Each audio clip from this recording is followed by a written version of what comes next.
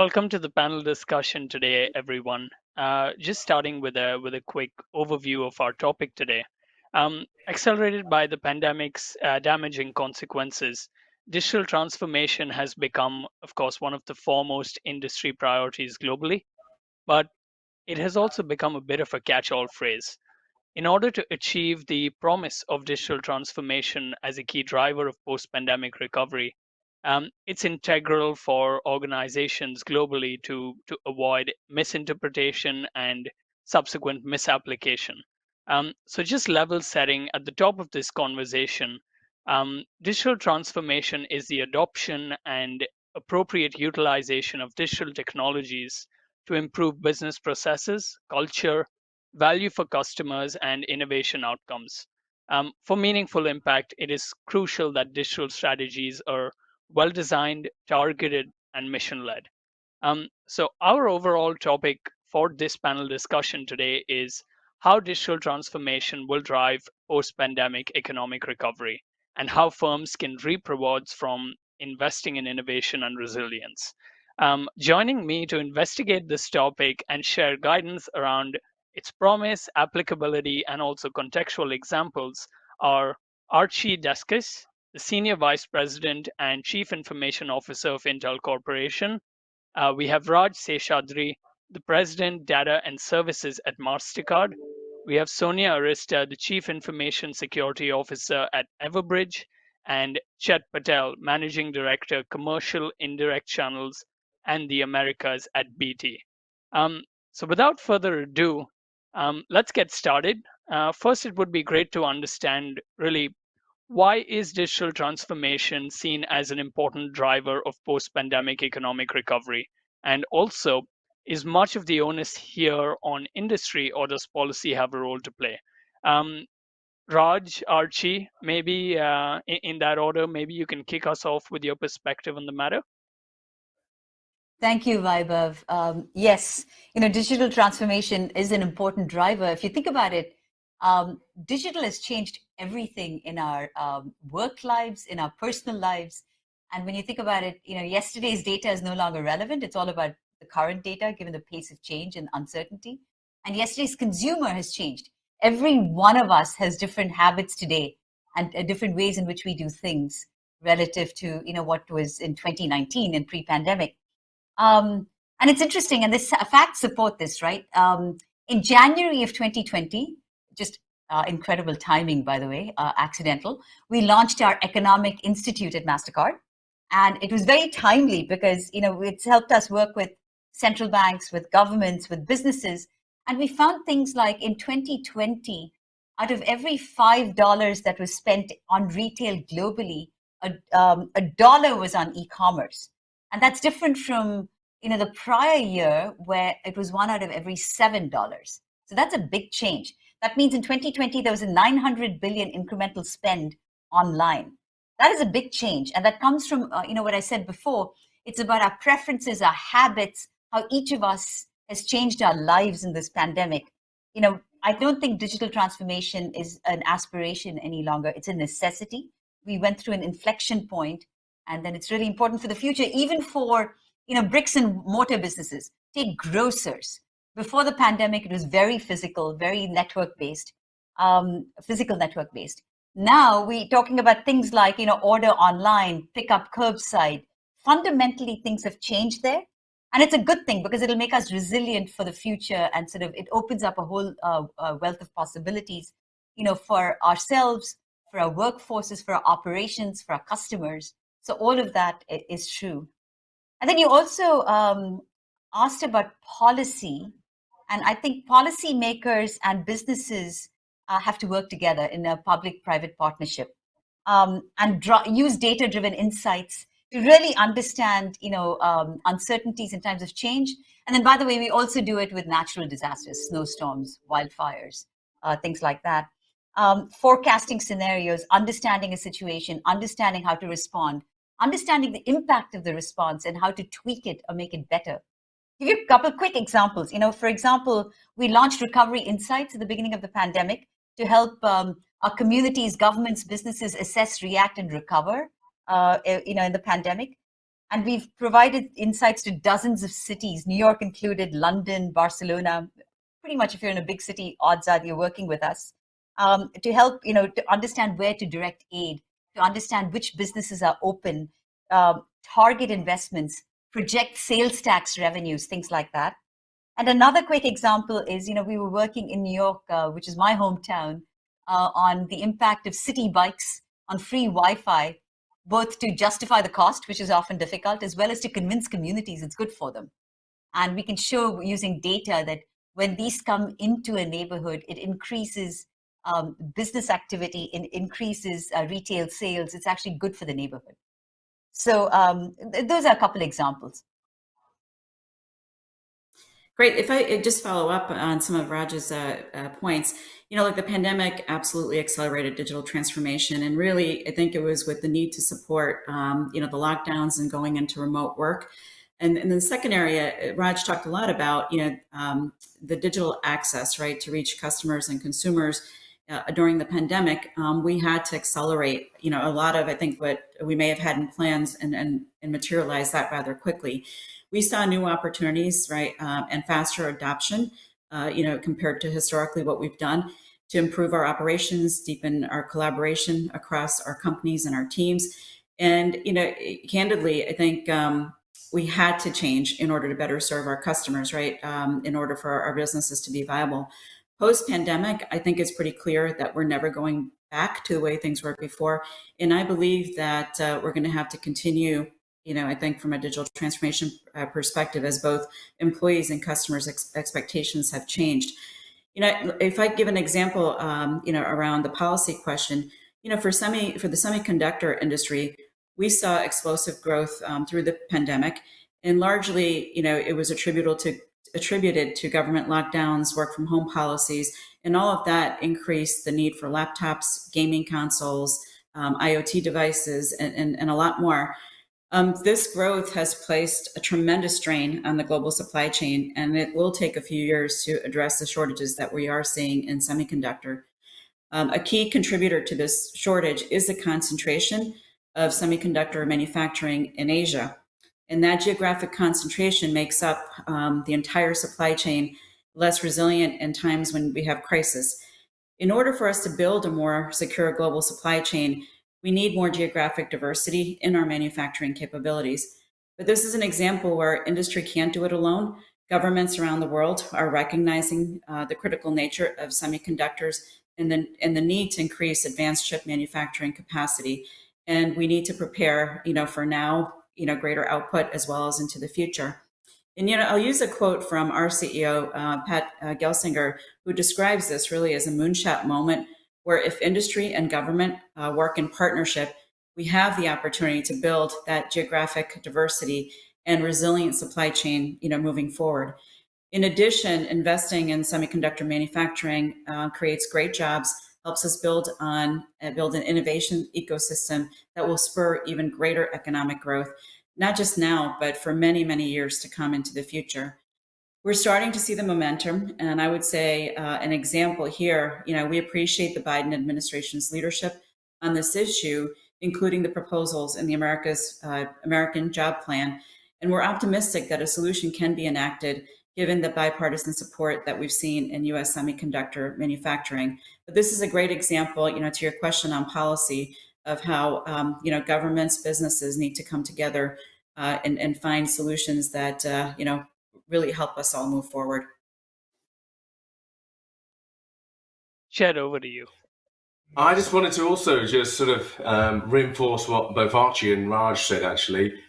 It's without a doubt that the pandemic, it's been magnified and accelerated the digital transformation that most companies and organizations are going through. But really, I wanted to make a point on policy as well, and just to underscore that we do need help with policy, and that policymakers, governments around the world need to also lean in to make sure we don't increase the divide between people who can afford technology and access because it's affordable and available and good quality as well. And also at the same time, making sure that the next generations of sort of curricula and educational systems are more orientated towards technology and digital as opposed to just learning Shakespeare. I love Shakespeare, by the way, but you know what? That was really an essential core part of my curriculum when I grew up. It now should be more digital and tech orientated as well to ensure that the next generation continue with the acceleration of digital transformation. I think what might be really useful at this point is just to stress the fundamentals if possible. So could we talk a little bit about the explicit link between digital transformation in the industry, obviously accelerated by the pandemic, to economic performance, overall economic performance. So I'd be happy to hand it over to anyone who wants to take that. I'll happily comment on the fact that effectively the pandemic has basically accelerated transformation to a position where it's become a little bit of an arms race. If you as an enterprise organization are investing in transformation, hey, you're either going to go out of business pretty soon, or M&A has increased dramatically over the last few months in every industry sector. So you're vulnerable from that perspective as well. And when I survey and speak to customers, I want to say about 80% of organizations believe this is one of their top priorities, not just a priority, but one of their top 3 or 4 priorities going forward.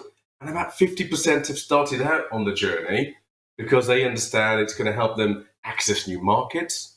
Customer behavior's changed. It's all a lot more digital now because of pandemic, and they're not going to reverse back to the old ways either. Interestingly enough, about 90% of them have come across some sort of roadblock in their transformation, which is blocking economic progress as well. And the majority of time, this is because of legacy technology.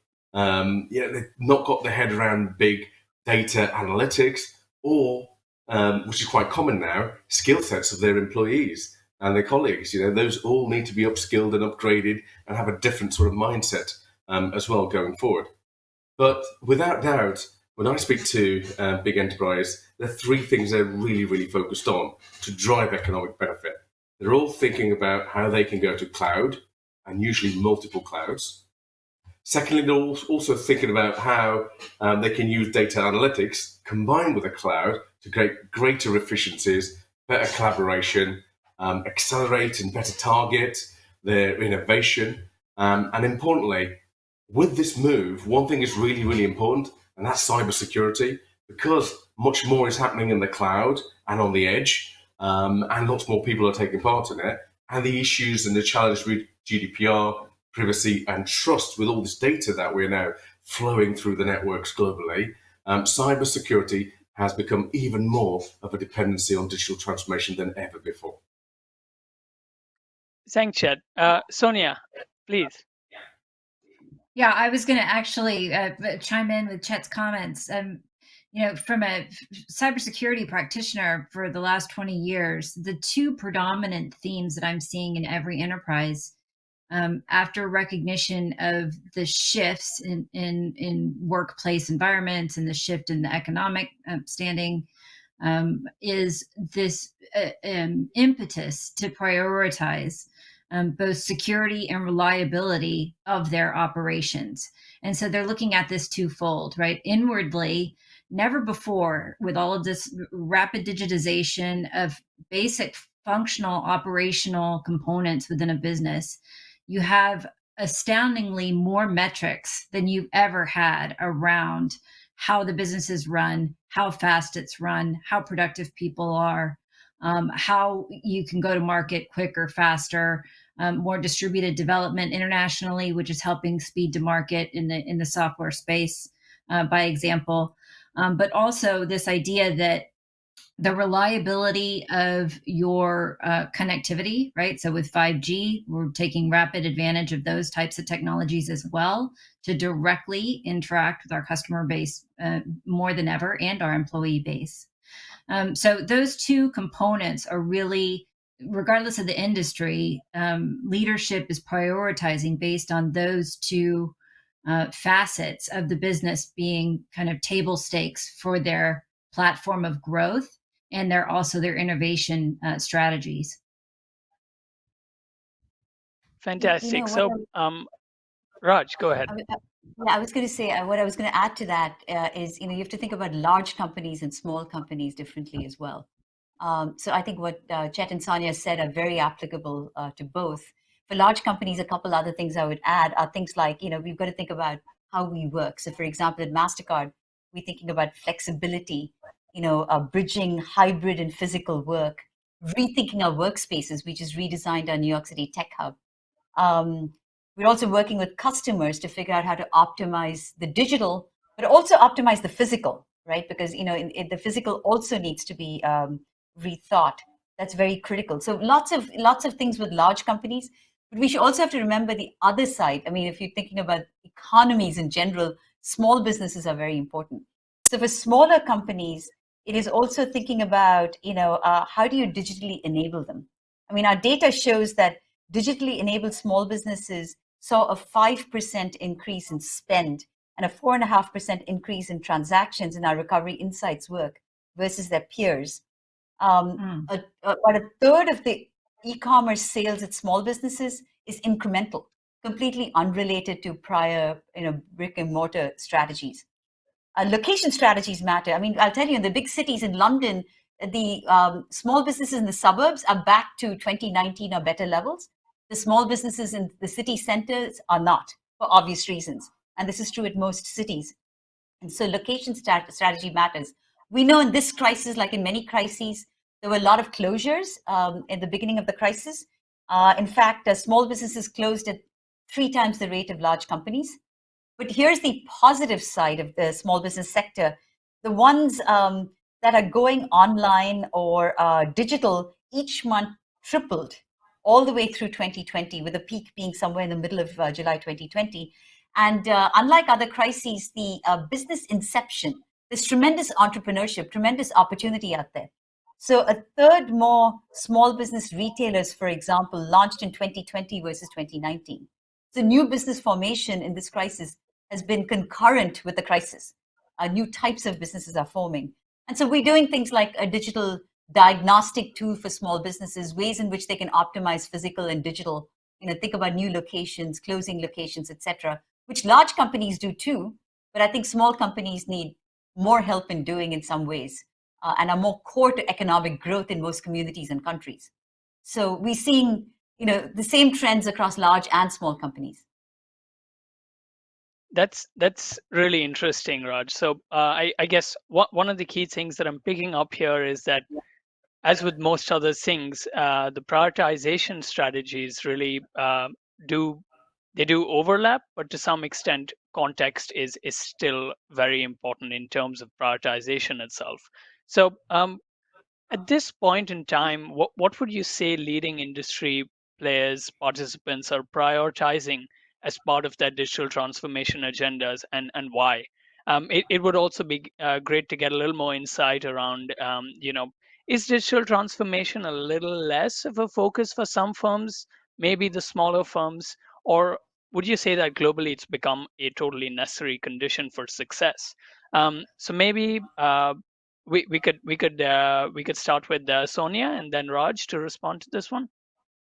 Yeah, I'll take the second part of your question first. I believe that it is a necessary condition for success in sustaining, and kind of sustaining the business through all of these various economic and environmental changes that we've had over the last couple of years.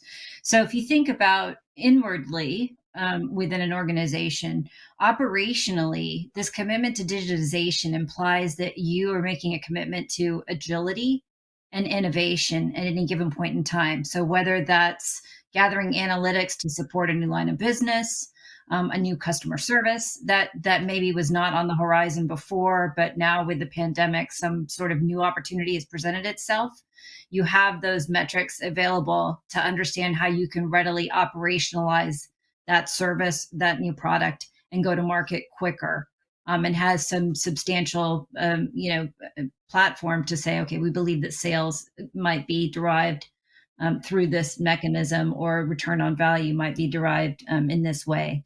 If you look at your strategic partnerships, We know that increasingly in enterprises, small and large companies, are working within their supply chain in sharing analytics more than ever before. So those enterprises that are very, very concentrated on understanding customer success and retention of those customers, regardless of the environmental boundaries that are presenting themselves, are going to use those analytics to understand how the consumer is interacting with all facets of the supply chain and get more visibility into the entire customer experience. Yeah, I would agree with that. I think it is I think you started, Sonia, by saying it's a necessity. It absolutely is a necessity. And I would say it's a necessity for large and small companies, right? It's not optional anymore for large and small companies. So there's no differences in the different sectors based on size, or for that matter, sectors based on, verticals. It's important across the board, across the globe right now. And I'd say, looking at our customers, we're seeing things around, optimizing digital experiences, things like working with banks to activate digital wallets, tokenized transactions, increase spend, working, digital first services, digital first payments, but also digital first services. Like, for a good example would be, we turned on telemedicine as a cardholder benefit in the crisis, in the middle of the pandemic in Latin America, and it's now going global. That's a digital first experience where you can actually get access to a doctor or whatever you need from your home through virtual channels. And then optimizing physical is also important for large and small businesses. I was talking about small businesses deciding, where to locate the next business, or maybe moving their business in the pandemic. But large and small businesses have to think through. We've been helping them using our data and our insights, figure out hours of operation. How do you change the offers that you provide to consumers? How do you change, if you're a quick service restaurant, how do you change the menu, given that habits have changed? People are working in different places. People are buying different things at different times. How do you drive contactless, which in the pandemic has become even more important for everyone, for health reasons, not just for convenience reasons. So these are all different things that we're seeing out there for large and small franchises to change how they operate their workforce, but also, their channels, the distribution channels, whether it's the physical channels or the digital channels. And increasingly, we also seeing a convergence. The digital tools and techniques, loyalty programs, for example, very relevant in the physical channels. And so being able to think through that is important. So this is absolutely a necessity for all businesses. Thanks, Raj. Archie, over to you, and then Sonia, please feel free to add. Great. Look, I was just going to add to Sonia and Raj's comments around absolute necessity. And I think if we think about, this era of data right now, and we think about digital, it's really underpinned by 4 key superpowers, right? Cloud, mobility fueled by 5G, artificial intelligence, and the intelligent edge. And it's reshaping, I think, most of our industries, every aspect of our life. And, Raj used the example, around telemedicine. I think in a lot of these examples, we're just at the tip of the iceberg, right? If you think about, through the pandemic, getting your office visits, your communications with your physician, et cetera. But when we think about the power of the data, right, and targeting patient care, right, with very specific, treatments, et cetera, I think, the potential is huge. And I don't think that we've started to really see, the impact of that. And I think for a lot of these industries, it's going to create value propositions that we don't even fully understand today. Back to the economic question, I think it's going to open up, a whole set of opportunities that we're just starting to think about. And I think this data era is going to, be incredibly transformative, I think, for most of the industries that we all represent here. Yeah, I guess a parting thought on this, and I'd be remiss, not to underscore how important it is for security program evolution to keep up with all of this digitization that we're talking about, all these manifestations of how we are interacting with our customer base, with our own employees. If we're not careful about 2 components in particular as it relates to security, and that's assurance that our data sources are integrity tight, that we can believe the data that we're using to formulate our next iteration of strategy, regardless of the industry that we're in. And that fundamentally, as we have engaged with more SaaS applications in our environments, we now have indirectly put more onus on our cloud service providers to also understand this burden of resilience and understand, when they have operational disruption, what kind of impact that has on our revenue. So those two components, I think, are very, very important to keep in mind as we talk about digitization entire and talking about security controls, legislation, policy, technology evolving just as fast as we are developing new business strategies. Chet, any last thoughts on this piece? Yeah, just finally for me, and I'm not going to disagree with anything that anybody said, it is absolutely essential. And the adoption in different industries happens in very different ways. For example, you sort of end up creating propositions for specific industries so they really can embrace it, and it's personalized along the lines of what some of the other panel said. Example, digital manufacturing. We do a lot of work with the manufacturing sector. There's some specific heavy lifting mines and factories and stuff like that they have to go through. And in finance, it's heavily regulated. So the cloud strategy in finance is slightly different to what it is for non-finance customers because of the regulation and compliance there as well. So to encourage enterprise customers to embrace and to go even faster, what's worked for us is creating specific vertical digital propositions that can help companies embrace and then really execute on this. And the final thought I had was, hey, when there's lots of businesses being created every sort of minute of the day all over the world, and it's because they've got good ideas, but also now people are thinking about, hey, I can do digital, what business am I going to be? And lots more value is being added that way as well by the next generation of digital entrepreneurs. I think it would be really important to build on that a little bit by maybe talking about some very contextual examples. So, I'd appreciate if you could tell us more about the practical ways in which your organizations are seeing rewards from investments in things like data and analytics, emerging technologies, resilience, and just innovative activities more broadly. So maybe we could start with Chet and then Sonia. Great.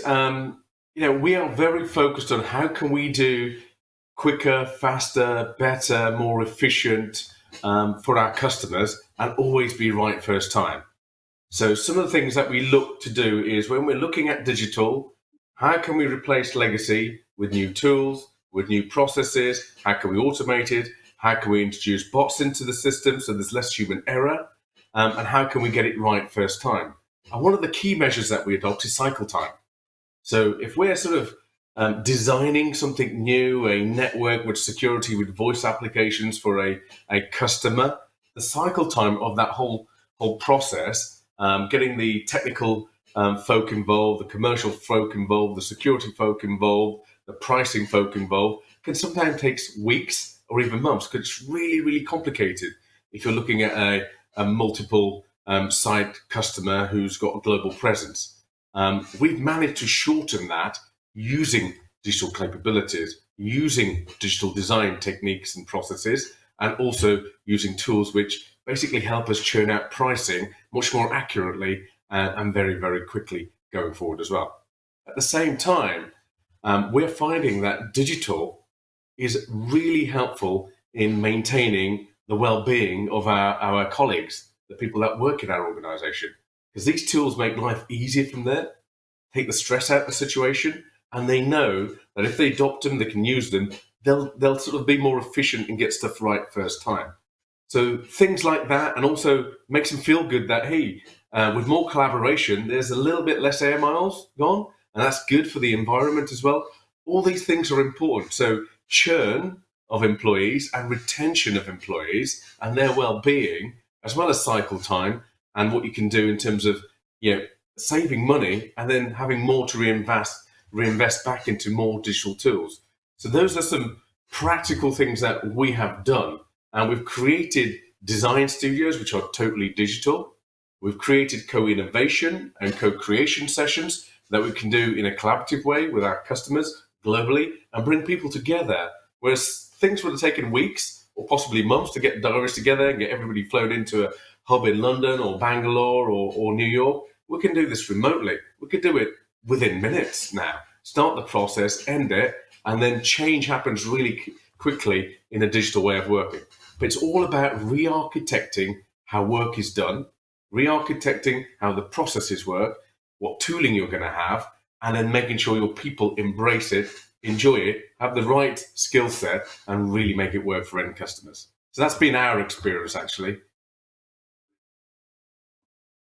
Yeah, I would echo what Chet is saying about sort of with workforce enablement in mind over the last couple of years, distributing assets that are secure, that you're creating a frictionless environment for collaboration. We're now seeing the fruits of those prior investments help our business. So we happen to be a software development company. We were by definition, distributed workforce by virtue of, developers, globally, and coordination within operational functions globally at any given point in time. But having those assets in the field, secure, enabled with ready access to the tools that people need, absolutely gave us a little bit of a head start in the shift that was happening with the global pandemic. I will also say, to kind of bring this back to the beginning when Raj was talking about, assess, react, recover, the fact that we early on not only create products that support trusted communication for enterprises, but we use that same platform to have trusted communication with our employees. It really cut down a lot of white noise in terms of where our employees could go for the latest information regarding the company's stance, maybe on the pandemic, or checking in with them as they're working from home. And also, for our customers, there was a realization that not only were they, trying to overcome, distributed workforce with the pandemic, but all of the other, geopolitical or natural disaster type events continued that could have disrupted their business, like wildfires, like hurricanes. And those also needed to be taken into account with their remediation planning and their incident response planning as it relates to talking effectively with their employee base to remediate some of those business disruptions. So those are two areas where I think prior investment for companies has really manifested itself into a little bit of a head start in this new paradigm. Raj, go ahead, please. Yeah, if I could add to that, there's a really interesting observations. I'll give you a couple practical examples from here. I'll give you maybe a couple examples on the customer side and some on the company side, right? Because the businesses that I'm in, we help our customers make smarter decisions for better outcomes. So some of the practical examples come from the work that we do with them. And then we have some within Mastercard with our own employees. So we've done, I think, tied to our recovery insights work, about 1,000 engagements around the globe. And it's things like, helping airlines think about how to redesign their travel routes, helping retailers think about inventory and stocking, given all the supply chain conversations we've had in the last few minutes. Thinking through, I'll give you an example. HEMA, which is they have about 750 stores in 3 continents. We helped them very early in the pandemic with data and test and learn, which is an experimentation platform we have, to figure out which stores to restock. And it's not the big warehouse stores, it's the smaller neighborhood stores. We know that now. It was not that obvious back in February of 2020 or January or March of 2020, depending on the geography you were in. We also help them, you see this now, open up the store for certain hours for the vulnerable, to close early to restock the shelves given the uncertainty in the supply chain. Another good customer example is in the Middle East, we coupled, Sonia talked about cybersecurity, we coupled cyber insurance and e-commerce insurance for our cardholders. Because when they go online and shop, by the way, you buy the red t-shirt in a size small, the blue t-shirt shows up in an extra large, right? You need insurance against that. And you also need cyber insurance because you're doing it online. You don't know who's going to be attacking you. So we couple things like that on the customer side. And then on the employee side, there's a lot that we've done, but some of the things that are noteworthy are we launched something called Project Possible. That's about agility and also and pivoting, but also giving employees an opportunity to do something else that they could be doing. So we looked at their skill profiles and used AI to match it against immediate needs that we had, and we knew sort of where we could ramp down the work and where we needed to accelerate the work, and then we real-time redeployed people across the company, across Mastercard globally. So that has worked really well. And then we've done things like knowing that this is a time when people want to give back. We're all about doing well and doing good. So we created lots of ways in which they could give back to their communities, to Mastercard communities, etc., while they were working from home, while they were virtual, because it also connected them to each other while we were all sitting in front of computers in our home offices, talking to each other. This was another way in which we could build culture and community without they coming in physically. So just a couple of very practical examples. Archie, any closing thoughts and guidance to share on the matter? Yeah, look, I think all the examples, we see that for ourselves and with our customer base. I think on the approach, one thing I find very intriguing, having been in the industry for a number of years, is I think our mindset around digital has moved from, hey, it's a program or it's an investment, to it's never ending, right? It's we're going to iterate. We're going more to an agile approach. And I personally love it. I think from an approach and an investment perspective, I think the mindset has changed. That it's just it's so core, right, to our business. Just like we invest in our people, we're constantly investing, right, in technology and what technology impact has on our businesses. And so all the examples that were given, whether it's AI, we do a lot around how does it accelerate our product innovation. How do we improve our products with, power, battery life, things like that. I just find it, the conversations have really changed, right? And I think from an approach perspective, I don't know if everybody else is seeing that, but it's a big change. Agree, any closing thoughts from anyone?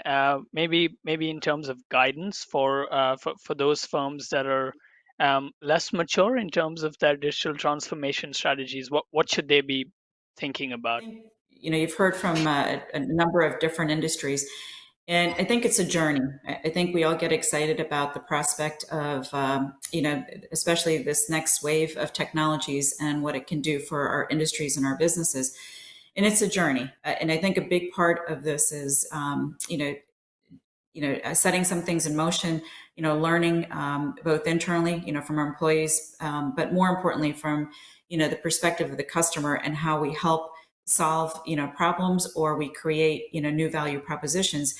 And I think we just have to keep perspective that as we try new things and we learn new things, right, it influences what should we do next or where we go next. And that's a little bit of a different mindset, like I said, an approach than I think the way that we've thought about these types of, changes in trends or investments. And I think this is going to continue for many years. So I think the best piece of advice, from my experience, is start that journey, right, and learn from it, and just keep, adding and modifying based on those learnings. Especially, talked a little bit about our experience around AI. We started with the mindset of, 5 people teams, take very specific, value case propositions, nothing longer than 6 months. And I think it keeps people excited. It demonstrates, the value that you can bring more rapidly. And that, I think, gets you onto, bigger and better value proposition. Yeah, I couldn't agree more. And what I was going to say is very similar, which is don't think about it as a threat or don't be defensive. Think about it as an opportunity. Think about it as, go on the offense, embrace it, pivot towards it, because there's a ton of new things that are possible today. And digital helps. So embrace it and pivot to it is what I would say. I was just going to add that, of all of that we've talked about today, two core indicators for me still to kind of gauge where we are on this maturity scale from a digitization standpoint.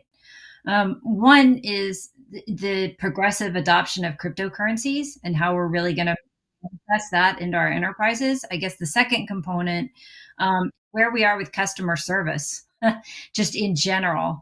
So when we talk about digitization of lines to our customers, and applications being used to get services more quickly or more conveniently, whether those applications are designed well, and whether they are secure, and if the consumers are going to really tolerate a level of customer service that's different because the method of their receiving those goods and services is now different.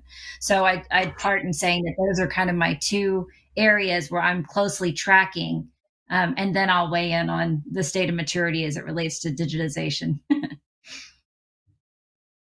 I think it's also important to find the biggest pain point that your organization has, the biggest impediment.